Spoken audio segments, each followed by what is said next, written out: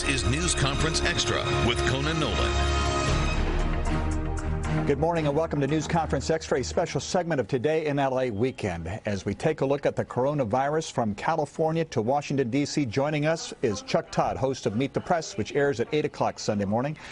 He joins us from Arlington, Virginia. So, Chuck, it's been called a stimulus bill, what was passed on Friday, signed by the President of the United States. It's actually not a stimulus bill.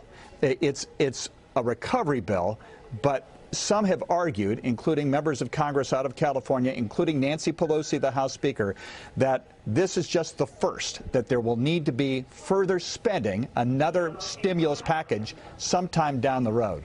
Is that where it stands? Conan, I think that's inevitable, and frankly, you hear it from both sides of the aisle. Now, I don't think it's going to be as bipartisan of a bill. The next phase, this rescue bill is called Phase 3. They've done 3 bills so far. The early one, a second one, and this one. This is now Phase 3. There's going to be, you've heard chatter of Phase 4 and a Phase 5.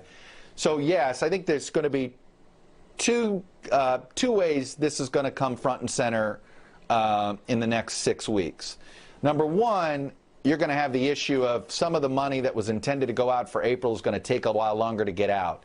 So then you're going to have people already feeling behind. And then there's going to be this push, I think, towards the end of April saying, whoa, we haven't even gotten people their April checks. What are we going to do about May? We're still asking people to shelter in place in many parts of this country. How are we going to do that? So I think that's going to be your next challenge, is figuring out if we're paying people essentially not to work as a bridge loan in April, what about May for those that may be stuck in May? And then when we think we are turning a corner, and the question is going to be, is that this fall or frankly probably the first of next year, then there's going to have to be an actual economic stimulus of some sort. An attempt to incentivize people to go out and purchase things, go out and travel, go out and restart the economy.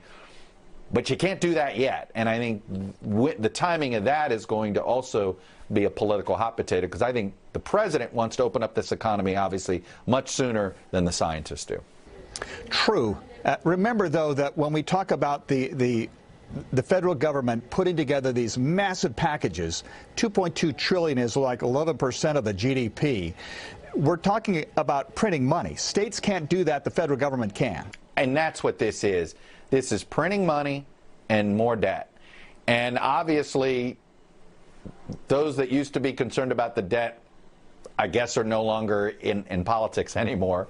And frankly, I think that whatever theory of how much debt an economy like ours can carry, turned out it is greater. There's been people that argue that it is greater, that the United States could double its debt and still have economic growth. So I guess we're going to be testing that premise quite a bit over the next 18 months, because, as you said, it's both going to be a combination of printing money and borrowing money.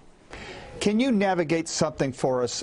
I think there are a lot of people out there who see on a daily basis a disconnect between what they hear from the White House and the coronavirus task force over the availability of medical equipment and beds, and what we're hearing from governors, including the governor of New York, the governor of California. And both seem to be talking about not what is happening now, but what is projected to happen. Is this disconnect going to eventually, are we eventually going to see some kind of agreement from the federal and the state as to what is needed and what's out there? For the life of me, I don't understand why FEMA's job should be to be essentially the shipping clerk. When I talked to Jay Johnson, the former head of Homeland Security in the Obama administration, when FEMA is under DHS, as he said, in many ways, that is FEMA's job when there is in both disaster relief and recovery, which is they bring in the rations, they bring in the necessary material that's needed, whether it's to put tarp over houses or to feed folks, direct checks. So why FEMA isn't now front and center in inventorying our ventilator situation, inventorying and distributing as needed to the hot spots as they're needed. This is what's necessary. This is the job the federal government I think the governors are begging the federal government to play. FEMA knows how to do this. They're supposedly going to play the lead on this, but there isn't a lot of evidence that they are.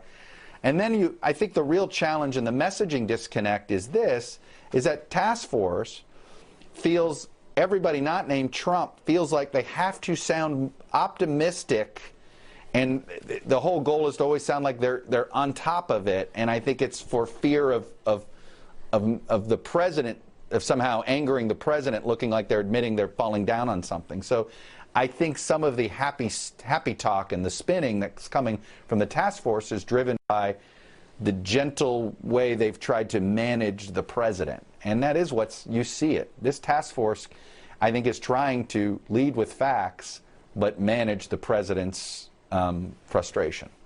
The target for an Easter somehow opening. And remember, a lot of people don't appreciate that the president doesn't open up the country. It's up to the governors as to whether or not the state of emergency remains. And I think the biggest thing that's a little disconcerting to me is that if he goes with that, he's saying this, and then all of a sudden you have Republican governors do one thing and Democratic governors do another, or Republican mayors do one thing and Democratic mayors do another. If this gets politicized in that way, where literally it depends on what party you are, depends on whether your business is open, that's a dangerous road for us to go down, and also one that could get a lot of people hurt. Who's on the program? Well, I'm going to be, I've got a couple of governors on the front lines, the newer hotspots in Detroit and New Orleans. I'll be speaking with the governors of Louisiana and Michigan on what they're doing to prepare. We're going to be talking with one of the scientists on the White House coronavirus task force. And then we also have Joe Biden exclusively this Sunday, and I'll be talking to him live from my house to his basement. Well, one could make the argument that in the history of Meet the Press, these programs have never been more important than they are right now. Chuck Todd, host of Meet the Press, 8 o'clock Sunday morning. Thanks for taking the time. Thank you, Conan. Stay safe out there, my friend. NBC4's news conference at 9 o'clock is preempted this week by NBC Sports. We will be back with that program on April the 5th. I'm Conan Nolan. Thanks for joining us. Again, Meet the Press is at the top of the hour.